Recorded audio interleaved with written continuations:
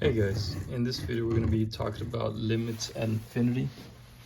So hopefully you guys can go ahead and follow along.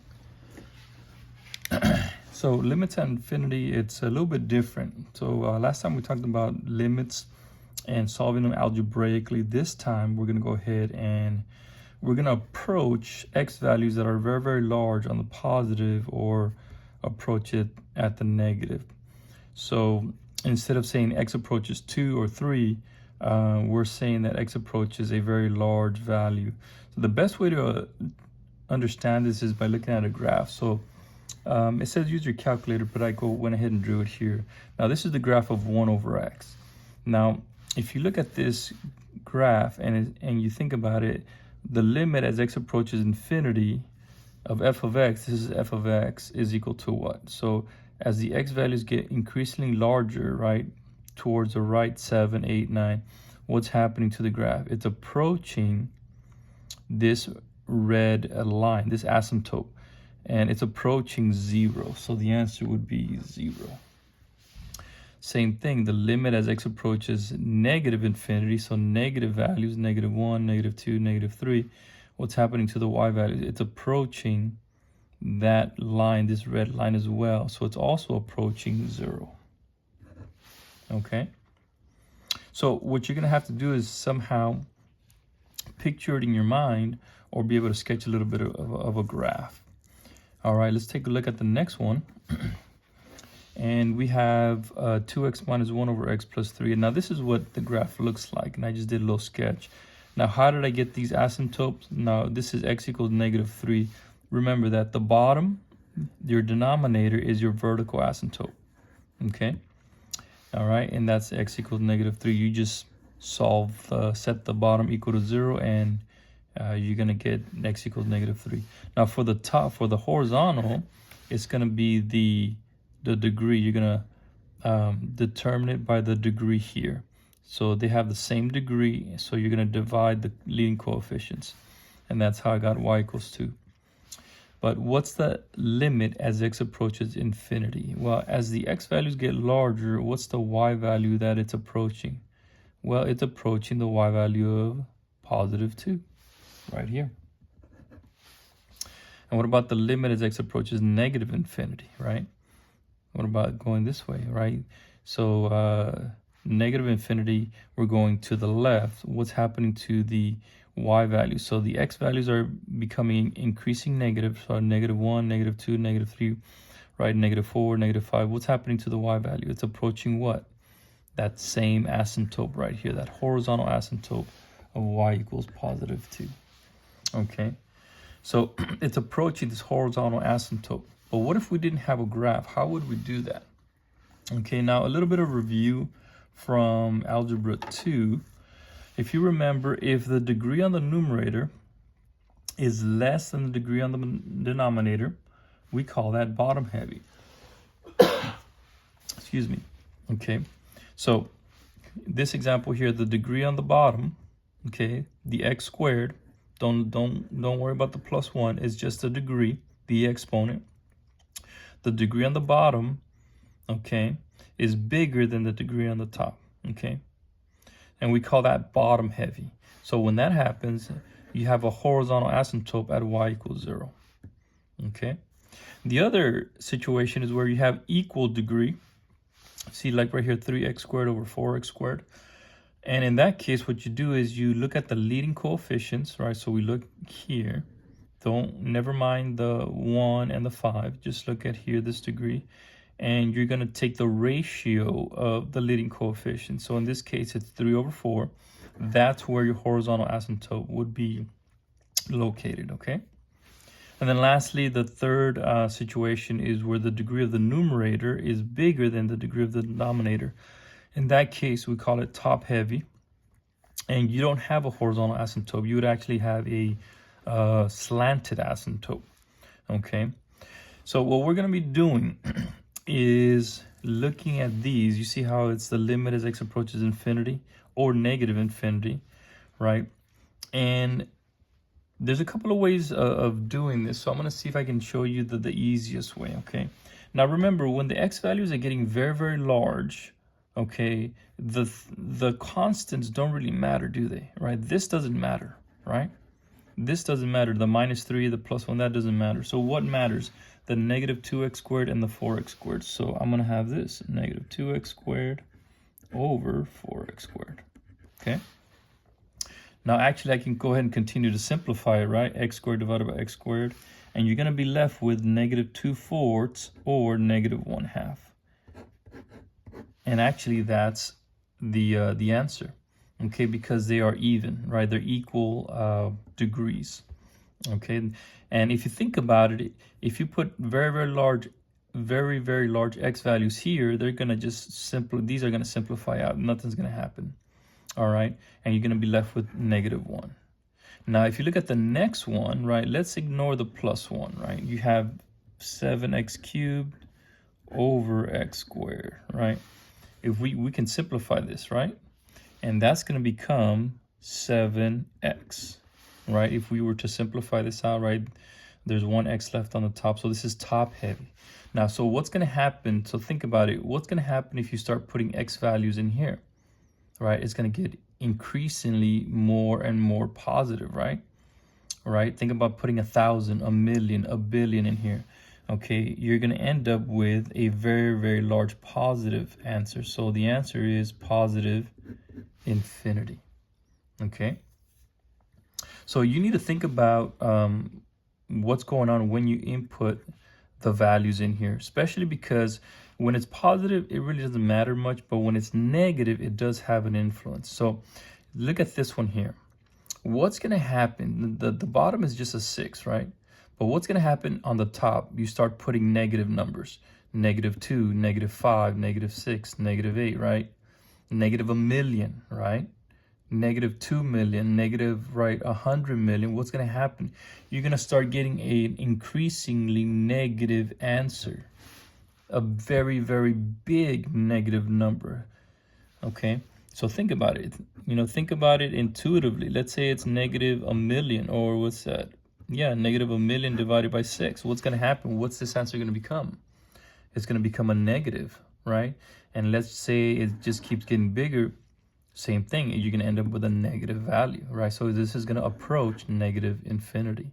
And if you go ahead and maybe use Desmos, put in this graph and you'll be able to see it as well. Lastly, let's look at letter D. Okay. If you want, well, let's just go ahead and do it together. So -10 and the -3, that doesn't matter. So I'm just going to take a look at x and x squared. All right, I can simplify that, and that's going to give me 1 over x. Hopefully you agree with that, right? Because one of them cancels and you're left with 1 on the bottom. So what happens here, right? It is bottom heavy. Okay, so think about it. What happens when the bottom, right, gets very large? 1 divided by 1,000, right? That's a very small number. Well, what about 1 divided by 1,000,000, right? That's even a more small number, right? An even greater smaller number. So as x gets larger here, this number gets more and more small. It gets a lot smaller, so small that it approaches 0. Okay, so the answer is 0. And remember, when it's bottom heavy, what happens? Bottom heavy, it's 0. All right. So hopefully you can start thinking about it logically too, right? You start simplifying this and think about, okay, what happens if I start putting in values? What's going to happen to this number, to this value? And it's going to approach 0. Okay. So let's take a look at some more here. All right. Let's take a look at the graph of f of x, 1 over x again. Okay, now what's going to happen here? The limit as x approaches 0 from the left, there's that negative there. Okay, well, let me draw here a number line. So let's say that's 0, right? The left side here, that's -1. The right side here, that's +1, right? Well, from the left, right? So this is negative 0.5. And right here, it could be let's say it could be -0.00001, right? That's still on the left side of 0, okay? So what's going to happen? Let's just think about this. Negative 0.00001. What's going to happen when you divide 1 divided by a negative? You're going to end up with a very, very, very large number, okay? But it's going to be negative. Does that make sense, right? From the left side, what's going to happen? You're going to have a very, very large negative number. And let's look at this guy here. So from the left side, so this is my original, right? This is my 1 over x. So what's going to happen, right? Is as I'm getting closer to 0, what's happening to the y values? They're getting very, very large. The y values are getting very, very large, but towards a negative. So in this situation, the answer is negative infinity, okay? Now, I'm doing this without a graph because sometimes you won't be able to have a graph as well. So let's look at the next one. Now, this one, x approaches 0 from the right. So here's 0 on the right side. Here's 1. So what number would be very, very close to 0 on the right side? Well, it might be 0.0000 positive 1, right? That would be maybe right about here. Well, what would happen if I plug that in here? Well, you're going to get a very, very large positive number.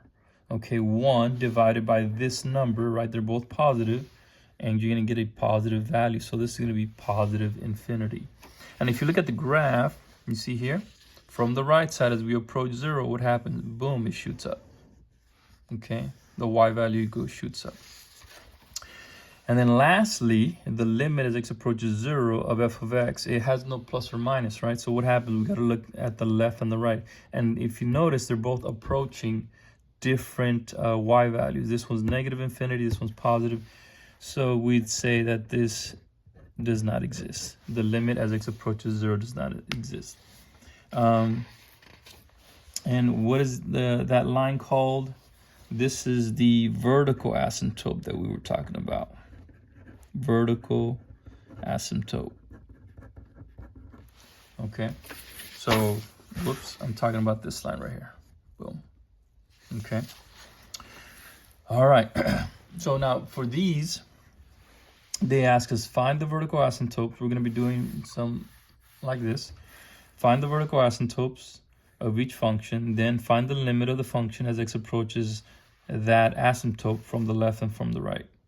Okay, and then we got to find the limit at each asymptote. So how do we do this? Well, the vertical asymptote is the denominator, okay? So whatever that denominator is, all right, the bottom, we're going to set it equal to 0. So 2x minus 4 equals to 0. When you solve it, you get x equals to 2, okay? So x cannot be equal to 2. That's where you have your vertical asymptote, okay? So at x equals 2, you have a vertical asymptote, okay? So now we have to find the limit as x approaches 2 from the left of f of x. And we have to find the limit as x approaches 2 from the right of f of x, okay? So what happens here? All right, so we want to go ahead and do the same thing, okay? What's going to happen, okay? Here we have a 2. From the left, here's a 1. And then right here's 3, right? So over here we have maybe 1.999, right? Right here we have 1.999 from on the left side, right? And what's going to happen, let's see here, we have 1.999, right, squared, take away 1, divided by 2 times 1.999, take away 4, right? What's that going to give me? And you would say, well, I need a calculator. Yes and no. I want you to think about this. Now, remember, this is a vertical asymptote, okay? This is a vertical asymptote. So it looks like we're going to either approach a positive infinity or a negative infinity. Now, I want you to think with me. What happens when you take this guy to the second power? Well, you're going to get some type of positive number, right? On the top, it's going to be positive, right? Because this is going to be close to 4. And on the bottom, right, this is going to be a negative value. Would you agree? Right? This is not close to 2, right? This is close to 2, but it's not 2. So this is going to be somewhere close to 2, right? Minus 4, this is going to be like negative 0.0001 of some kind. Well, positive divided by negative is what? Is a negative. So this is going to be negative infinity. Okay? Hopefully that made sense. Same thing with the limit as x approaches 2 from the right. Here's 2 from the right. If we're going to get very close, maybe we come right here, right? Maybe that is 2.0001. Well, what happens, right? You think about it, well, I'm going to put in that into my calculator, right? Squared minus 1. And then 2 times 2.0001 minus 4. Now, if you think about it, on the top, it's going to be positive. On the bottom, well, this is going to be greater than 4, right? It's maybe 4.0002, right? Take away 4, that's going to be also a positive. So this positive divided by a positive is a positive infinity. Okay, so the limit as x approaches 2 from the right is a positive infinity. Now remember, this is an asymptote. So that gives it away for me saying that, okay, it's either going to be positive infinity or negative infinity. All right, let's take a look at the next one. So what do you do with this one? Kind of tricky, right? We got to find the vertical asymptote. Well, we got to factor the bottom. So we're going to have 1 minus x. On the bottom, if you factor it, you're going to get x minus 3 and x minus 1. Just basic algebra 1 factoring. And if you notice, nothing cancels out. But actually, these actually are similar, aren't they? Well, watch what I'm going to do. On the top, I'm going to factor out a negative. If I take out a negative, you're going to be left with negative 1 plus x. Does that make sense? I took out a negative, right? And in order to have this becomes negative and that becomes positive. Well, that is the same as saying x minus 1. Okay? So that's what I did. So when you take out the negative, I'm able to switch these two terms. So that becomes x minus 3 times x minus 1. And now I can simplify that. And that's going to give me negative 1 over x minus 3. So what does that mean? If you remember from Algebra 2, what happens when we cancel out the terms here? Well, that means we're going to have a whole at x equals positive 1, right? But that's not what we're looking for. What are we looking for? We're looking for the vertical asymptote. Okay, so the vertical asymptote, all I'm doing is looking at the denominator. Okay, so I'm going to set it equal to 0. X minus 3 equals 0. X therefore cannot equal to 3. This is your vertical asymptote. And now what do? You're going to go ahead and take the limit as x approaches 3 from the left. All right, and we're going to do the same thing, limit as x approaches 3 from the right. All right, and we're going to do the same thing. Let's do it over here. Let's say this is 3. Let's say this is 2. And let's say this is 4, right? From the left side, this number right here, right, is going to be maybe 2.999. From the right side here, this is going to be 3.0001, right? So what's going to happen now? We're dealing with the new one, okay? We're dealing with the new function that we reduced. So it's negative 1 over what happens from the left side. Now remember, we know that this is an asymptote. This is a vertical asymptote, so I know that it's either going to be positive infinity or negative infinity. Well, if I plug in my value here from the left, 2.99 minus 3, well, on the top I have a negative. On the bottom, this is going to be a negative as well. Negative divided by negative, that's going to give me a positive, a very, very large positive answer. All right, same thing from the right side. Okay, we're going to plug in, so negative 1 over 3.001 minus 3. What's going to happen? On the top, I have a negative. On the bottom, right, this is just a slightly bigger than 3, so that's going to give me a positive. Positive divided by negative is a negative infinity. All right, so the limit as x approaches 3 from the right is negative infinity. The limit as x approaches 3 from the left, positive infinity. And so that's how you go about solving those.